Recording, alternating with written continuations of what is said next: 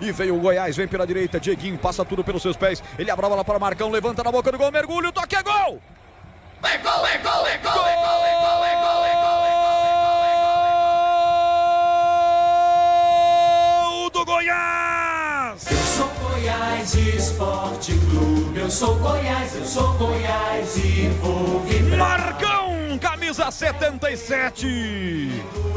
Na marca de 31 minutos, levantamento da direita, Marcão voa.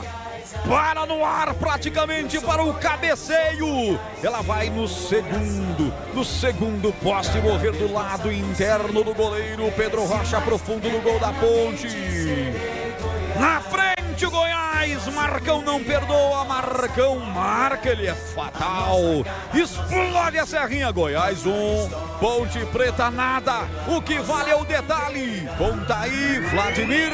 Como mudou, né? Totalmente o panorama do jogo. A Ponte teve um pênalti ao seu favor, perdido pelo Gé. Depois o Goiás retomou o controle do jogo e no cruzamento perfeito, uma assistência do Rafael Gava lá pela direita, mandou a bola na cabeça do Marcão. Subiu mais do que toda a zaga da Ponte. Cabeceou no canto direito do goleiro Pedro Rocha. Marcão abre o placar, o Goiás está na frente 1-0.